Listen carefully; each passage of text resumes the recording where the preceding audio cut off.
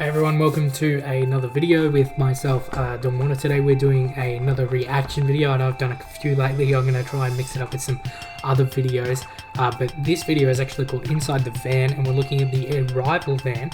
So we'll go into a little bit of detail about what Arrival actually is once we've actually gone through the video as well. And we'll sort of be discovering it a little bit together because I don't actually know. I know very little about this company. I haven't watched this video before, so it's an honest reaction video. So it'll be interesting to have a look at the van. We've had a look at a van before on this channel, but I'm excited to see what Arrival's van looks like. So let's dive right in. So as we can see here, this is Arrival. This is their actual channel. Let's go through and check it out. Hey. Hi, I'm Patrick Beon, Chief of Product here at Arrival, leading our van programs. Here today in Banbury, our R&D centre here in the UK. Really want to give you an insight into the design of our latest van product.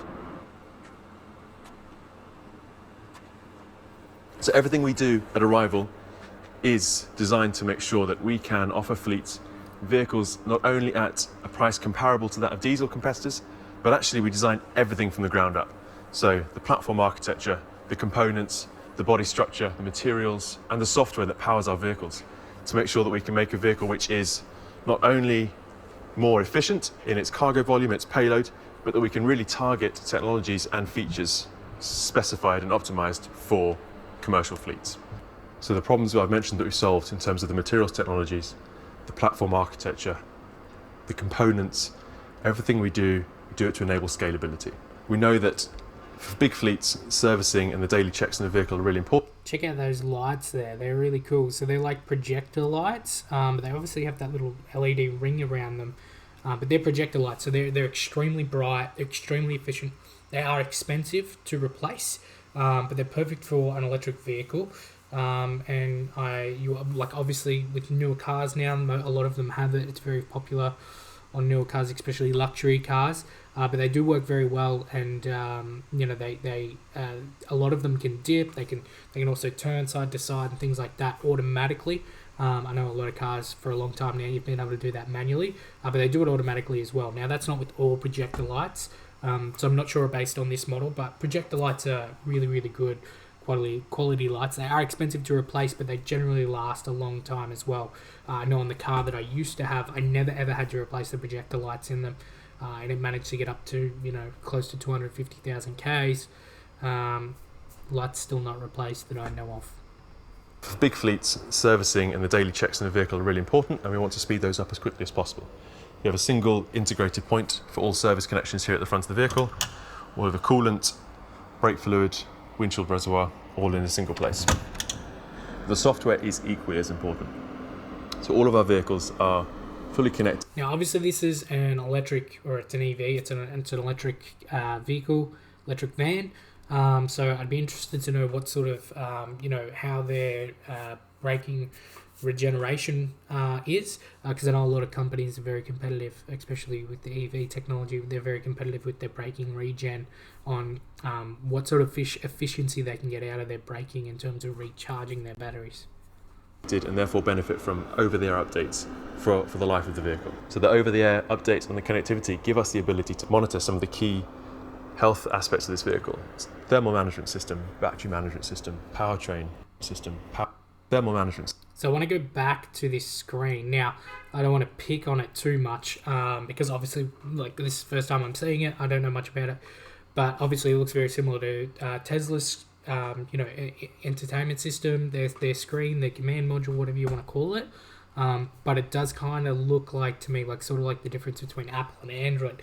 Not banging out Android, I love Android, but there is definitely a major difference in terms of what it looks like on a screen between those two operating systems. So it'd be interesting to see what how well this works.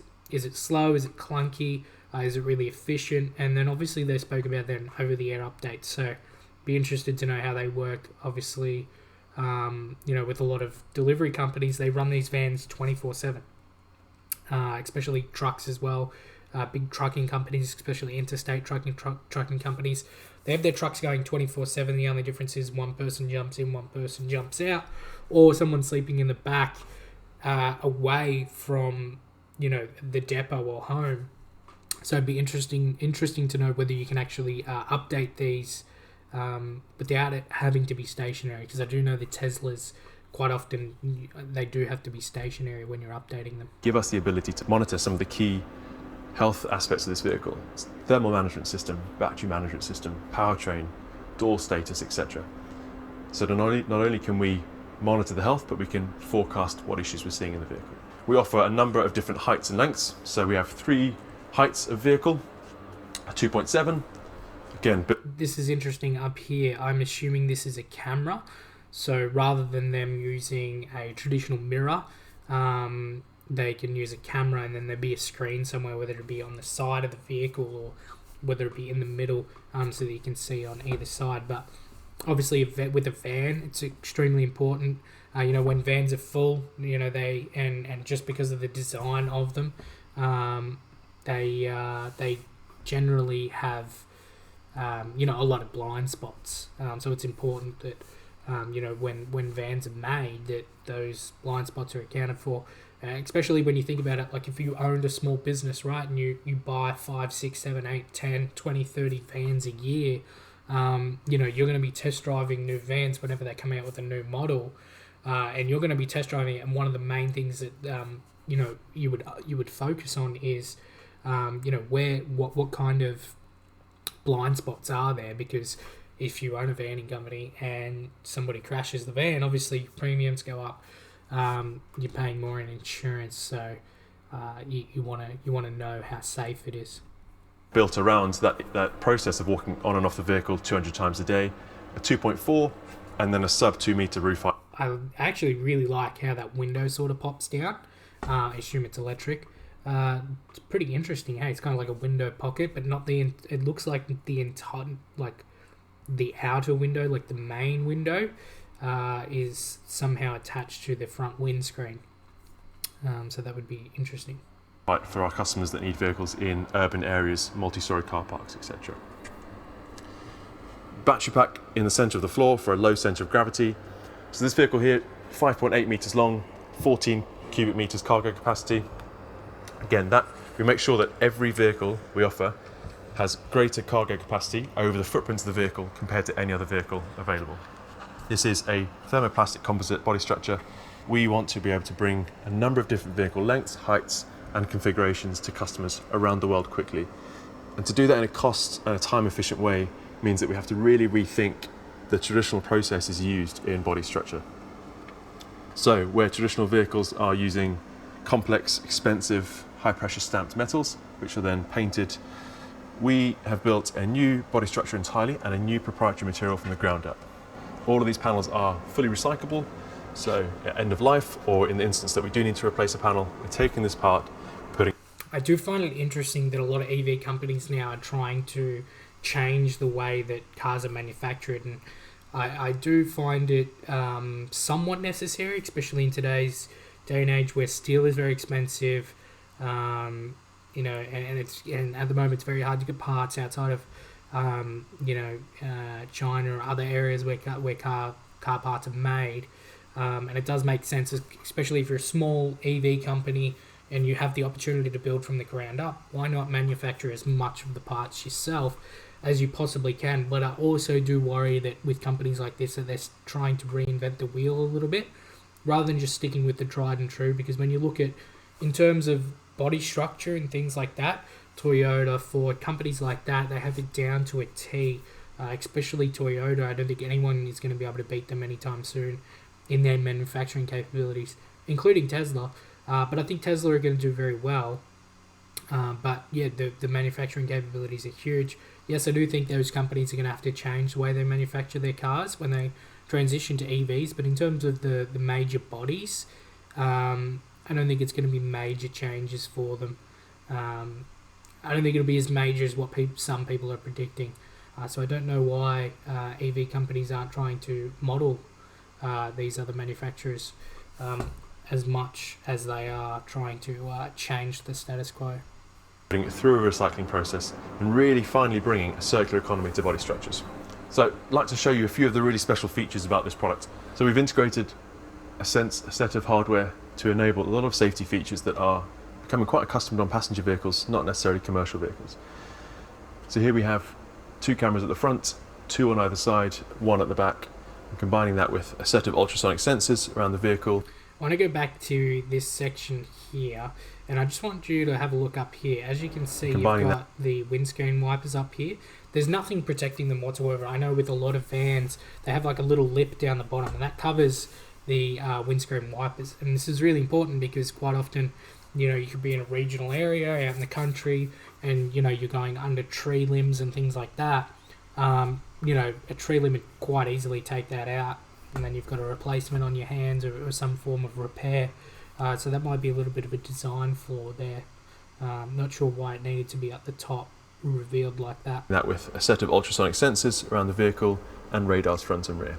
The data coming from these cameras can be used by fleets in a lot of different ways, such as security warnings, insurance claims. Effectively, we have a black box in the vehicle. Also means that for fleets where insurance claims and damage is a big problem for them, we have the ability to only warn the driver and the fleet as to when something's happened in the vehicle, whether it's a crash or a security threat. Now, something really important for this vehicle is its upgradability. We want to make sure that that vehicle, when it leaves our factory, only gets better over time. So all of our vehicles, as standard, have over-the-air updates. That means that we can improve its efficiency, its performance, and bring new features into the vehicle. We created a number of different solutions for fleets to use for security in their vehicles. You can use mobile phone or key fob or an NFC device. And we use that with these touch points. So the driver's proximity is detected, coming in, touching that touch point, releases the door.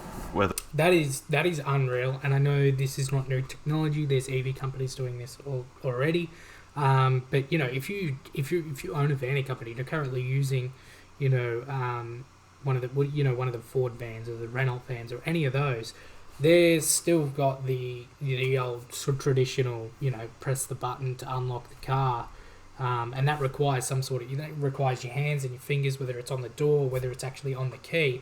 This is great. You got a handful of boxes, you tap this thing, and it'll open up. I think that's really good attention to the detail. And it just shows that little things like this aren't gimmicks. They do have, you know, real life examples where it makes sense for this type of technology to exist. Whether a driver's carrying a box, it's wet, it's raining, he's wearing gloves, doesn't matter. Release the door with the touch point. This door's then really easily just sliding forward and backwards.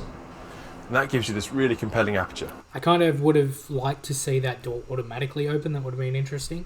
Don't know. Yeah, obviously you have to push it open though. But at least it pops open, I suppose. This floor height is around about 200 millimeters lower than competitive diesel vehicles. So not only does that bring you much bigger cargo capacity over the footprint of this vehicle, but it means that for getting in and out, it's a really seamless process. So let's come in and I'll show you some of the key features on the interior. Yeah, that is pretty low.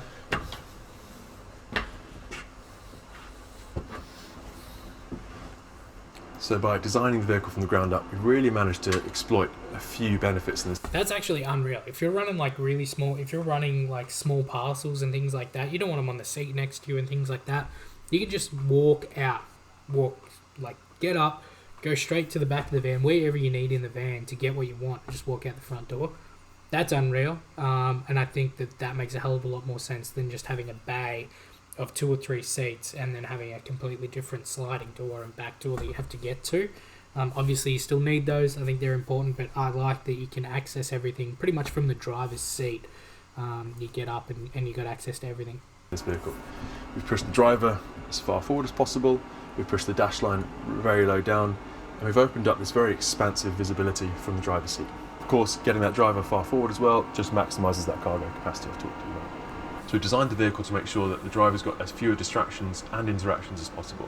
We believe that the most seamless experience is the safest one. So we have 3 forms of... So it looks like that looks like a screen. So I'm going to say that is connected to the cameras that are on the side, and that's what is actually replacing your side mirrors.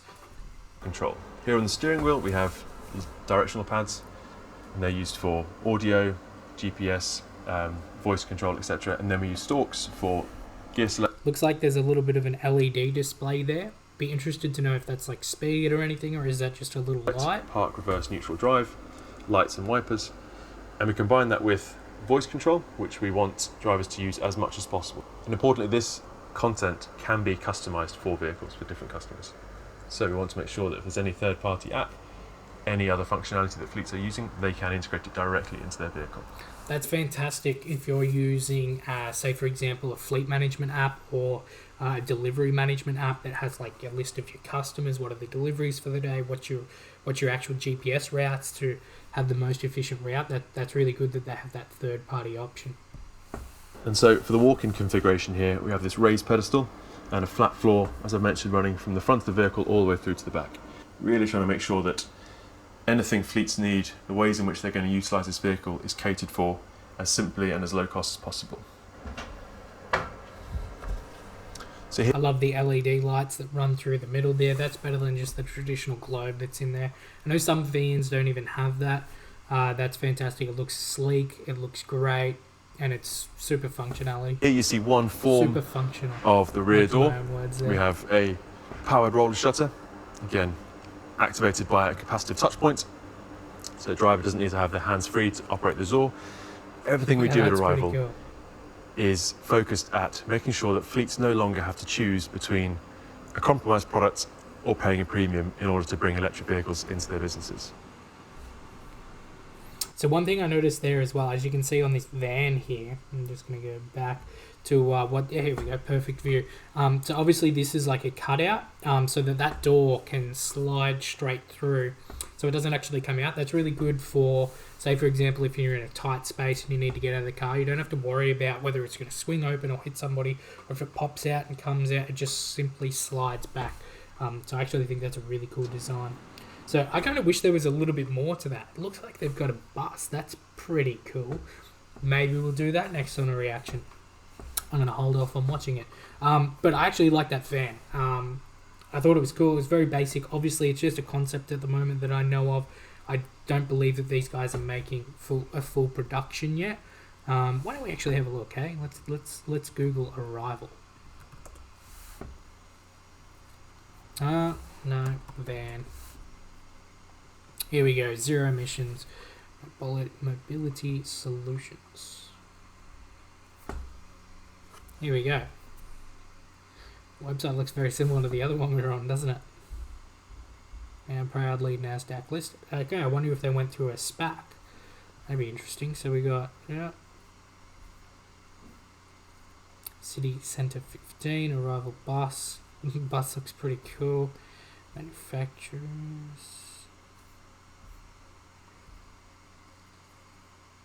Okay, cool. Let's have a look at... I want to have a look at their Instagram in a minute. But what I'm interested in looking at is let's have a look at their products. What do they got here? Okay, so obviously got their Arrival bus and the Arrival van. They've got digital products. Okay, let's check out that in a minute. Let's have a look at the van for now, because this is what we're focusing on, right? So here's the van. Obviously, this is the video that we probably just watched. Oh no, this is another video, is it? Going to take a hot second to load. So we've got the Arrival. Whatever the requirements of a fleet, we've got a product which will meet that demand.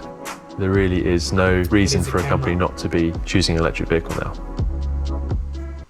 Yeah, cool. Awesome. So they got the cargo van, the chassis van, passenger van, cargo van, walk-in van.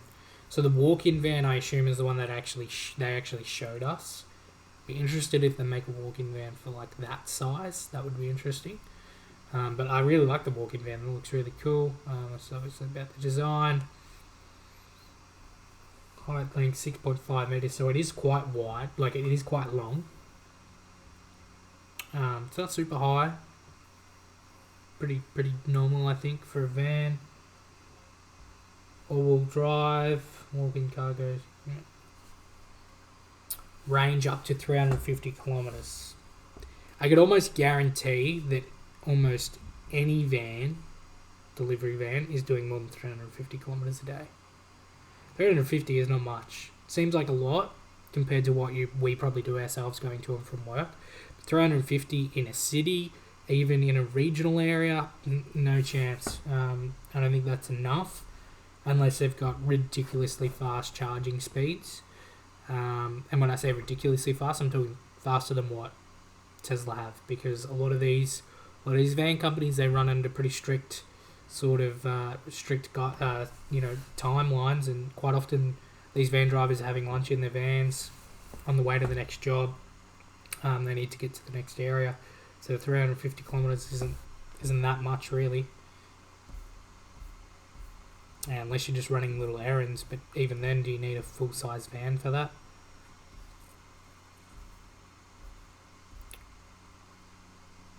Night shift, is it? That's cool. I like that.